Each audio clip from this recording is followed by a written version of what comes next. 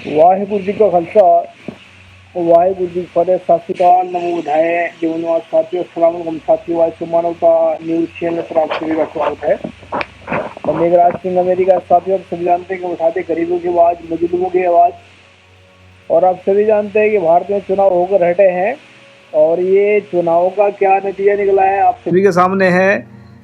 और इसमें क्या चल रहा है सारा कुछ ये भी आप जानते हैं कि जो भी हालात बने हैं भारत में, ये जो बहुजन लीडर है जिनको बोलते हैं कि मतलब इनकी हार के पीछे क्या कारण है और मनवादियों की जीत के पीछे क्या कारण है, तो आप सभी जानते हैं लेकिन बोलते नहीं है। जानते तो सभी हैं लेकिन बोलते नहीं है। कारण क्या है कि जो मनवादी जो लोग हैं वो तो चालाकी करते हैं और ईवीएम से जीत कर आए हैं, लेकिन जो भारत के जो बहुजन लोग हैं उनको क्यों हार का मुंह देखना पड़ा है? क्या कारण है इनके पीछे? कि मतलब इसके पीछे का मतलब क्यों ऐसा हुआ है? क्योंकि मेरा अपना मानना ऐसा है बहुजन जो लीडर है वो उनकी नालायकी के कारण और जो नेता है उनके नालायकी के कारण इनकी हार हुई है। क्योंकि ये लोग जो है आपस में मेरे अभी अभी आप सोच रहे हो हम तो सिख है तो बहुजनों से हमें क्या लेना देना हमें लेना देना ये नहीं है, किसी से भी कुछ लेना देना नहीं है। लेकिन क्या है, जब इंसान की हार होती है और शैतान की जीत होती है, फिर बोलना का हक बनता है कि ये इंसानों की हार क्यों हुई है, शैतानों की जीत क्यों हुई है। तो इस शैतान की जो जीत हुई है ईवीएम की चालाकी से, और इन्होंने जो घोटाला किया है आप सभी के सामने है कि बहुत सारी ईवीएम पकड़ी गई है। वो जो ईवीएम जो दिखाई है सामने वो तो कोई और ईवीएम, मतलब वो तो कुछ और ईवीएम थी। जो मतलब मेन ईवीएम जो होती है वो तो इन्होंने छुपा, जो मतलब गिनती होती है इन ईवीएम की वो तो इनके पहले से ही उनका मतलब अंदर तैयारी करके रख देते हैं उनकी ईवीएम की। तो बहुजनों की बात कर रहे हैं हम कि बहुजनों हमें फिक्र है कि ये मनुवादियों का नहीं है। मनुवादी तो चाहे उसको जो मर्जी करे, हमें कोई फर्क नहीं पड़ता इसका, लेकिन बहुजन लीडरों की वजह से बहुजनों की आज हार हुई है।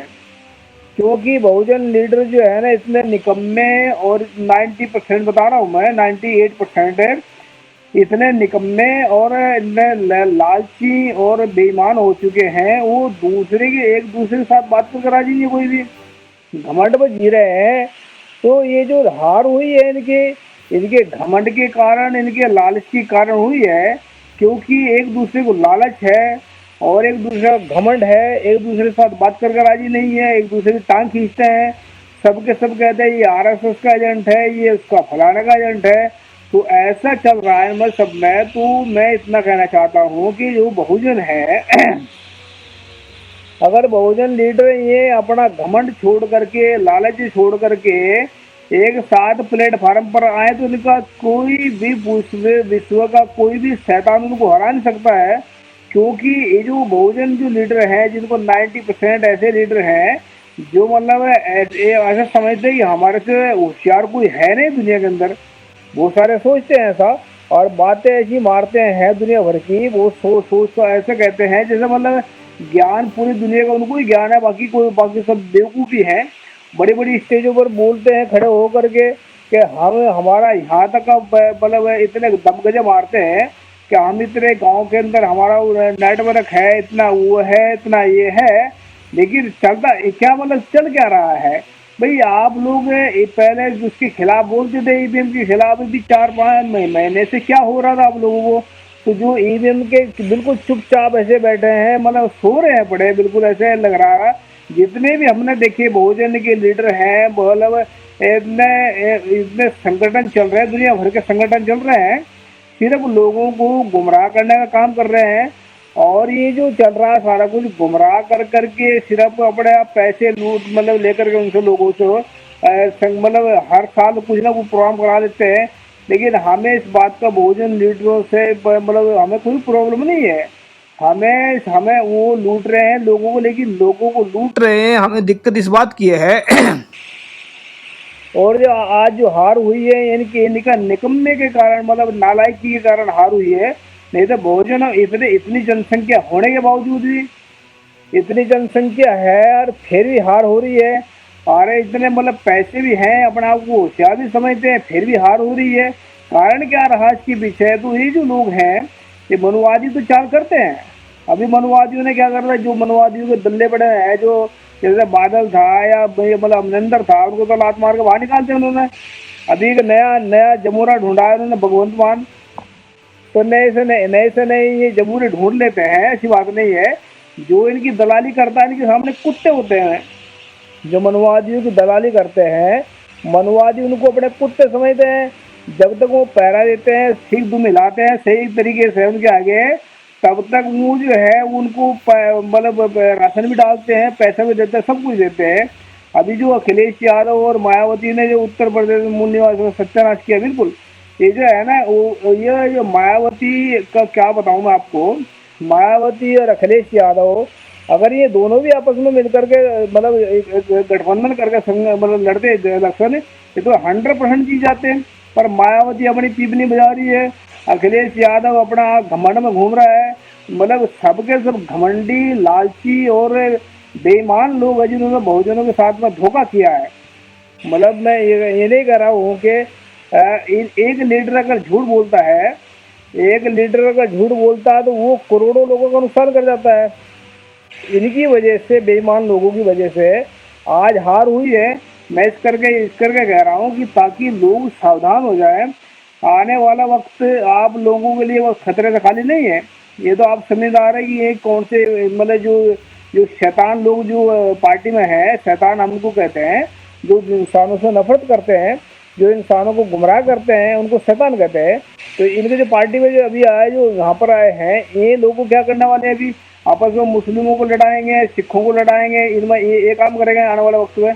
लेकिन मैं इतना जानता हूँ कि जब तक हम सच्चाई और ईमानदारी के रास्ते पर नहीं चलेंगे, तब तक हम सही और गलत की पहचान नहीं कर पाएंगे। और ये जो सही और गलत की तो भी तभी पहचान कर सकता है जब इंसान जब सच्चा और ईमानदार हो। बहुजन जितने लीडर हैं, सबके सब भाषण तो बड़े बड़े देते हैं खड़े होकर के, बहुत बड़े बड़े भाषण देते हैं खड़े होकर। अच्छा, इनकी बातें अगर देखें तो होशियार से इतने इंटेलिजेंट हैं, मतलब फिर भी घमंड से भरे हुए हैं अंदर से। और ये समझे ऐसा लिखते जमुनिवासी और राजकुमार लिखते हैं, छोटे दलों को अहमियत ही नहीं रखी। अरे भाई राजकुमार जी, दरअसल क्या है, आप तो मतलब इसमें जितने दल्ले जो हैं, जो दल्ले हैं वो तो ठीक है, पर दल्लों ने तो ये जो एक दल्ला हो, अगर एक दल्ला है तो एक दल्ले की वजह से बहुत सारे करोड़ों लोगों का नुकसान होता है। अभी मोदी है या योगी है, ये आरएसएस के दल्ले हैं। अभी आरएसएस के दल्ले क्या कर रहे हैं? ये लोगों को गुमराह कर रहे हैं। और जो बहुजन लीडर है वो अपने लोगों को गुमराह कर रहे हैं। अब हर एक साल ये फंक्शन कर देते हैं, तो कोई भी उनको सच्चाई और ईमानदारी की बात नहीं बताता है। ज्ञान तो पढ़ा देते हैं दुनिया भर का, लेकिन ज्ञान भी बता देते हैं, लेकिन सच्चाई और ईमानदारी का रास्ता कौन बताएगा उनको? जब तक इंसान सच्चाई और ईमानदारी से काम नहीं करेगा, तब तक उसको सही और उसका पता नहीं लगेगा दुश्मन का दुश्मन कौन है, दोस्त कौन है। तो बहुजनों की हार जो है ना, बहुजनों के लीडरों की वजह से हुई है। मैं थोड़ा लिख कर लाया था, मैं थोड़ा सुनाना चाहता हूँ कि मतलब ये इन्होंने कारण क्या रहा होगा। ये तो जो मनुवादी जीते हैं, मनुवादी तो जीते हैं अपनी चालाकी के कारण और ईवीएम के कारण जीते हैं। और जो शैतान मतलब जो बहुजन जो हारे हैं, उनका कारण ये है बहुजन लीडरों और नेताओं की नालायकी के कारण बहुजनों को हरा। और जो मनुवादियों की चालाकी और ईवीएम ने मनुवादियों को हरा। मनुवादी के बाप में दम नहीं है इतना। मनुवादियों ने जो चालाकी से इसको ईवीएम का जो षड्यंत्र खेल रखा है लोगों ने, ये तो जब तक मतलब अगर बहुजन राज चाहते हैं ना भारत में, अगर राज चाहते हैं बहुजन, तो सच्चाई और ईमानदारी का रास्ता पकड़े हैं। जब तक सच्चाई और ईमानदारी अंदर नहीं होगी, तब तक राज की बात नहीं आएगी अंदर। और दूसरी बात, इन बहुजन लीडरों, जितने भी लीडर नालायक हैं, जितने बैठे हैं ऊपर जो लोगों को गुमराह करने का काम कर रहे हैं, उनको छोड़ करके सच्चाई और ईमानदारी तब तक भी मतलब फिर मैं दोबारा भाई दोहरा रहा हूँ उसको बात को कि सच्चाई और ईमानदार अंदर होगी तभी लीडर की अच्छी पहचान ऊपर कर पाएंगे। फिर बहुजन, मैं एक शायरी लिखी है लास्ट में बता देता हूँ आपको। बहुजन लीडर और नेता अगर घमंड और लालच को छोड़कर आंदोलन करेंगे तो उनको भविष्य में कोई हरा नहीं पाएगा। बहुजन लीडर और नेता अगर सच्चे और ईमानदार होंगे तो उनकी जीत का परचम सदियों सदियों तक लहराएगा, सदियों सदियों तक लहराएगा। याद रखें, सच्चाई और ईमानदारी के बिना ये जिंदगी एक गटर के समान है, गंदे नाले के कीड़े के समान है। अगर आप चाहते हैं कि बहुजनों को भी अगर सही पहचानना चाहते हैं तो अपना लीडर किसी इंसान को मत माने। कोई सबक सिखा रहा सिखाने दे, कुछ ज्ञान सिखा रहा सिखाने दो। अपना लीडर अगर बनाना है, अगर हमारे सबके अंदर लीडर की क्षमता है, हम लीडर बन सकते हैं सबके सभी, लेकिन जब तक हमारे अंदर सच्चाई और ईमानदारी को अपना लीडर बनाए। सच्चाई और ईमानदारी को अगर आप अपना लीडर बनाते हैं तो दुनिया की कोई भी ताकत अपने आगे झुका सकती है हम लोगों को।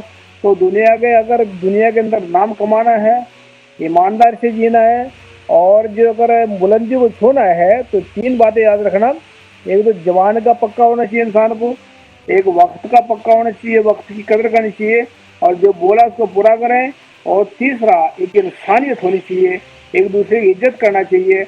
और भाईचारा जो है ये सर और जो मैडम जी बीच में घोड़ रखा लोगों ने, किसी को सर बोलते हैं, किसी को साहब बोलते हैं। ये साहब और सर भी इंसान को एक दूसरे तोड़ देते हैं।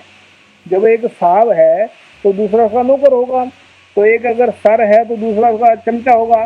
तो सर और इसको साहब को और मैडम को और ये निकाल करके बाहर फेंक दीजिए। भाई और बहन यार, या मतलब सिस्टर, अगर किसी को भाई और बहन में दिक्कत है बोलने में तो सिस्टर बोले, अगर भाई को बोलने में तो ब्रदर बोल लें। तो भाई भाई बोलने से भाईचारा बढ़ता है।